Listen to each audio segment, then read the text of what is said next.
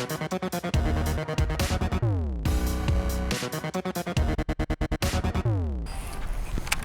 guys, Travis here again with Lucky Tackle Box, and today we're using Snag Proof's Bass Grabber Double Hook Jig, which we included in this month's Lucky Tackle Box to go into some more detail about flipping. A few months back, we did the basics on flipping, so today we're going to look at it a little bit closer and really break down some of the subtle things you need to look for.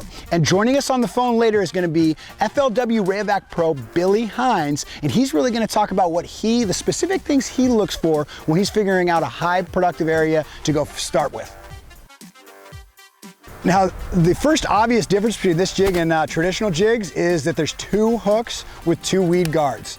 The idea of this is you've got them both positioned outwards, so no matter which way this hook is leaning when it hits the bottom, there's always one of these hooks in the hook set position, meaning wherever that fish bites, it's going to make sure it sets straight up into the top of that, top of the mouth. The other thing is the trailer keeper, which comes off the back of the jig. I start with a high-speed gear ratio, like a 7-to-1, and the reason being is it really doesn't matter what gear ratio you use, but I like to be able to reel my line in as fast as I can once my cast is over. The other thing is I spool up with 15 to 20 pound mono or fluorocarbon. I want some heavy stuff because I'm gonna be fishing in some pretty thick cover like what we got behind us.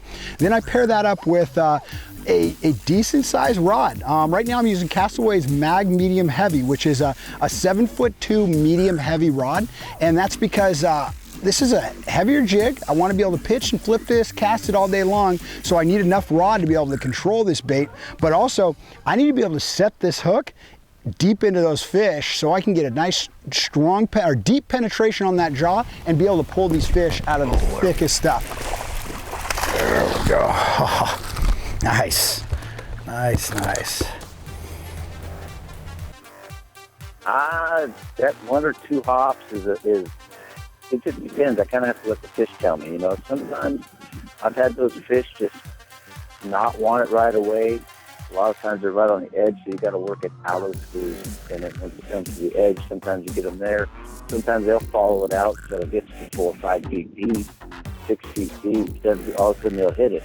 And it's not that they were just right there. They were up there at the edge of the schoolers. They just followed it down. Any little, even if you go down a tool line, the toolies go in 1 foot. And there's just a little concave in the toolies, just a 1 foot little indentation, and make sure I hit that. Anything that's different. If there's anything different, that's what I'm aiming at. A hole in the toolies, a log sticking out of the toolies. I like the little sparse toolie patches and the sparse little stuff, because when there's not a lot of structure around, they're going to go to what structure is there. This gives it a little easier start. Anything different in that line that you're fishing is what you want to aim at. Oh, there we go. There we go. Holy cow. You know, you want to fish 20, 30 feet before the toolies, fish the toolies, and 20, 30 feet after the toolies. So that's basically how I do it. I start from the outside and I go inside.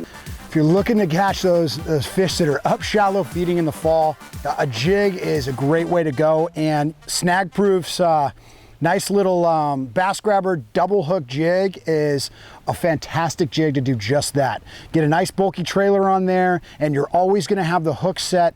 You're always going to have the hook pointed in a hook set position, and there's the proof right there. Once again, guys, I'm Travis with Lucky Tackle Box. If you enjoyed this video, shoot us a thumbs up, and to get your own monthly box of baits, go to luckytacklebox.com.